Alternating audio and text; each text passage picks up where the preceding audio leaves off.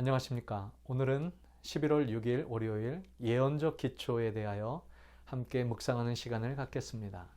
어제 내용은 우리가 복음 전도를 위해 나아가기 전에 우리 자신이 개인적으로 예수님을 만나는 경험이 필요하다는 것에 대해서 말씀을 나누었습니다.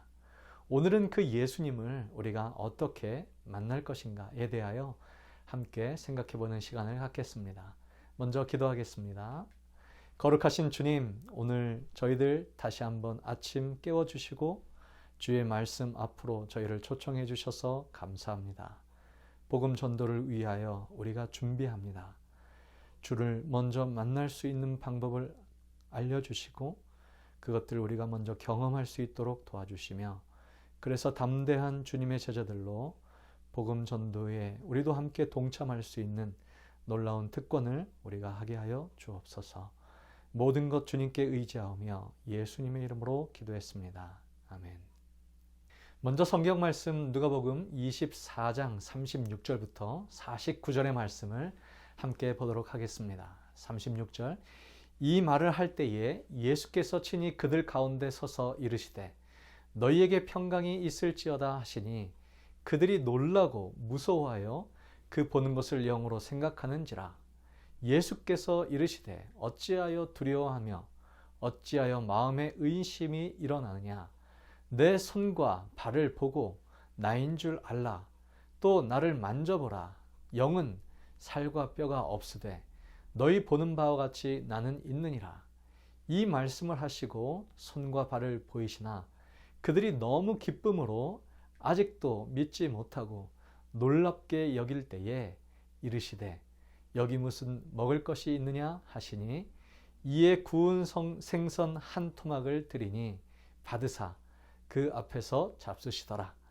또 이르시되 내가 너희와 함께 있을 때에 너희에게 말한 바 곧 모세의 율법과 선지자의 글과 시편에 나를 가리켜 기록한 모든 것이 이루어져야 하리라 한 말이 이것이라 하시고 이에 그들의 마음을 열어 성경을 깨닫게 하시고 또 이르시되 이같이 그리스도가 고난을 받고 제3일에 죽은 자 가운데 살아날 것과 또 그의 이름으로 죄사함을 받게 하는 회개가 예루살렘에서 시작하여 모든 족속에게 전파될 것이 기록되었으니 너희는 이 모든 일의 증인이라. 볼지어다 내가 내 아버지께서 약속하신 것을 너희에게 보내리니 너희는 위로부터 능력으로 입혀질 때까지 이 성에 머물라 하시니라. 부활하신 주님께서 드디어 자신의 모습을 제자들이 모인 곳에서 드러내셨습니다. 그리고 자신의 부활을 제자들에게 확신시켜 주기 위하여 몇 가지 행동을 하셨습니다. 첫째는 자신의 옆구리에 난 상처를 보시며 그것을 만져보라고 하셨습니다. 그리고 손과 발에 난 상처도 보여주시며 그 상처를 만져보라 라고 말씀하셨습니다. 둘째는 자신이 귀신이 아니고 진짜로 부활한 그리스도임을 증명하시고자 제자들과 함께 음식을 드셨습니다. 성경에는 구운 생선 한 토막을 드리니 받으사 그 앞에서 잡수시더라고 기록되어 있습니다. 제사를 드리면 귀신이 와서 아무것도 먹지 못하는데 예수님은 생선 한 토막을 드시는 장면입니다. 여러분이 만약 그곳에 계셨다면 그것으로 예수님의 부활하심과 다시 사심에 대하여 확신할 수 있으시겠습니까? 하지만 예수님께서는 그것으로 그치지 않았습니다.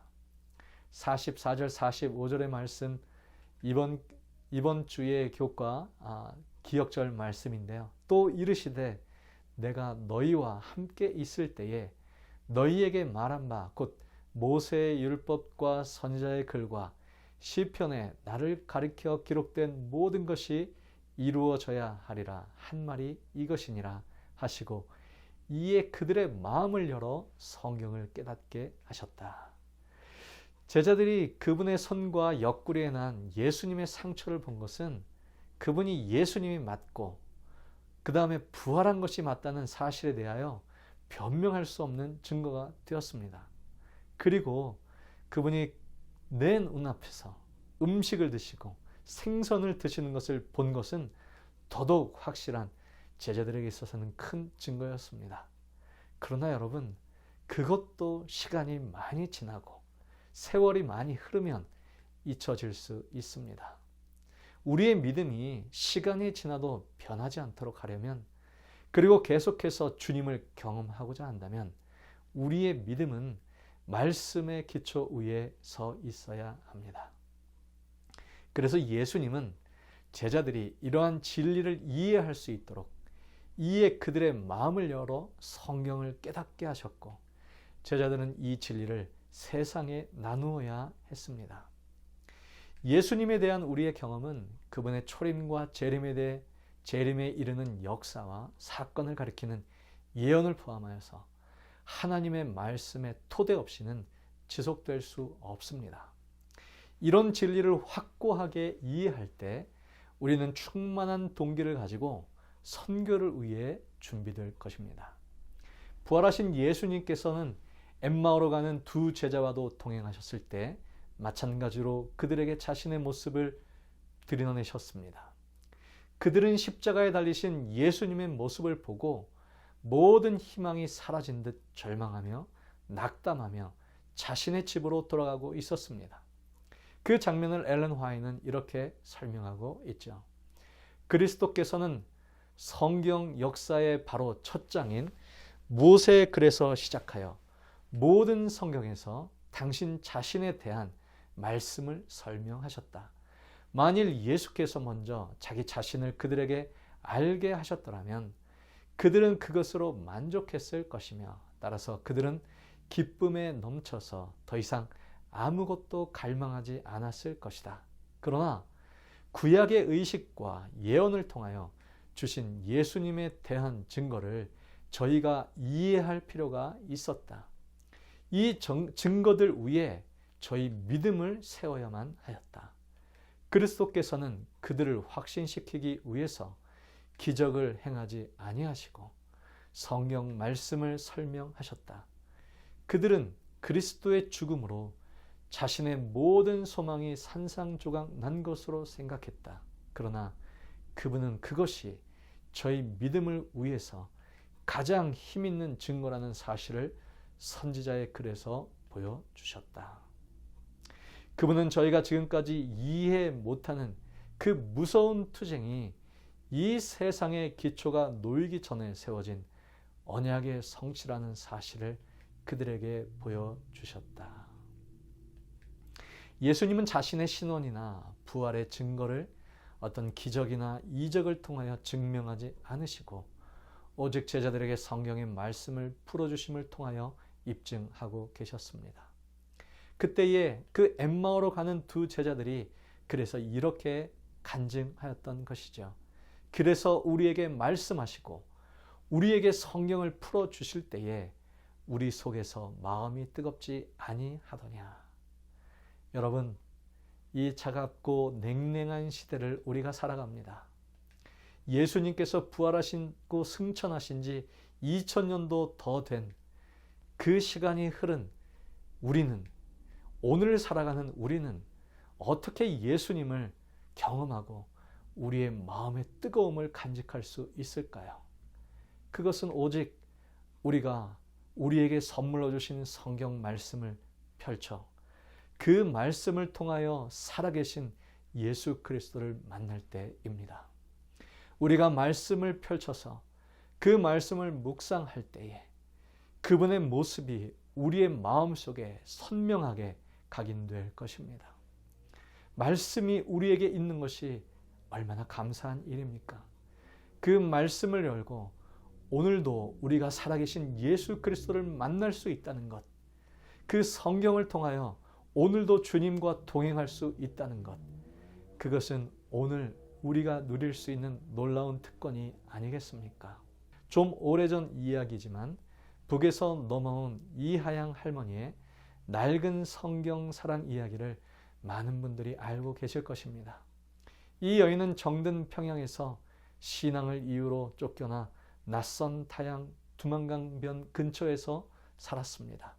일찍이 남편이 죽고 남편의 남겨놓은 5 자녀를 바라보며 하루하루 힘들게 살아가는 그녀에게 유일한 낙이 있었다면 대학에 다닐 때부터 친구에게로부터 받은 성경을 꺼내서 읽는 것이었습니다. 생애의 가장 커다란 보물인 성경을 항상 그는 소지하고 다녔습니다.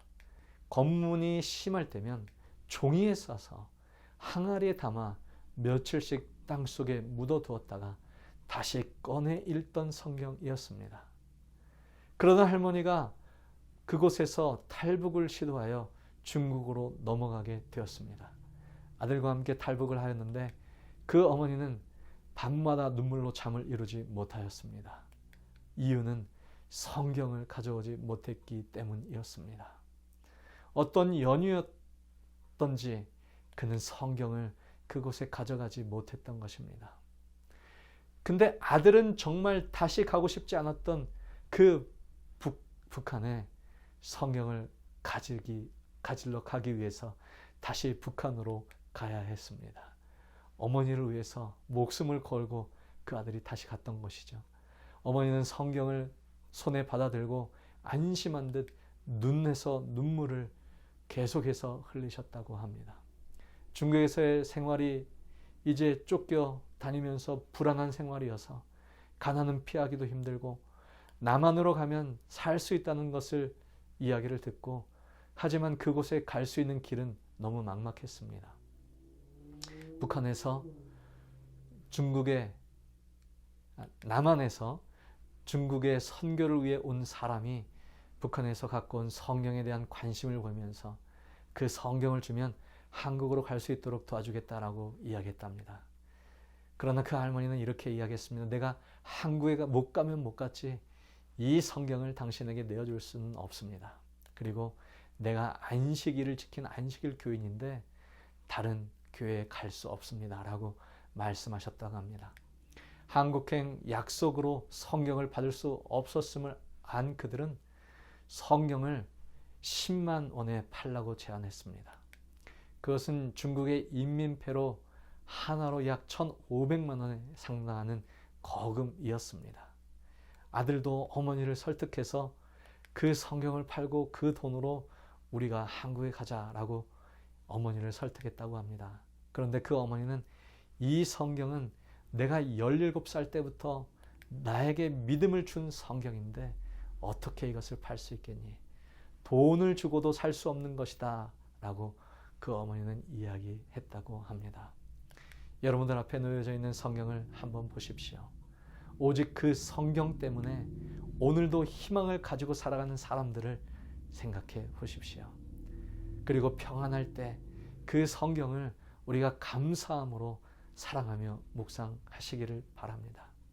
그 말씀을 통해서 우리는 살아계신 그리스도를 만날 수 있으며 그 경험이 먼저 있어야 우리는 세상에 복음을 들고 나갈 수 있는 것입니다. 그 성경에서 예수 그리스도를 만나고 그분을 증거하며 살아가는 우리 모든 주님의 하늘 백성들 다 되시기를 바라면서 오늘 내용을 마치도록 하겠습니다. 우리 다 함께 기도하겠습니다. 거룩하신 하나님 아버지, 우리에게 한날을 주신 것 감사합니다. 말씀을 통하여 오늘도 우리가 주님을 만나기 원합니다. 살아계신 주님을 말씀을 통하여 그 말씀을 펼칠 때에 우리의 마음속에 말씀하시는 주의 음성을 듣게 하옵소서. 예수 그리스도 이름으로 간절히 기도합니다.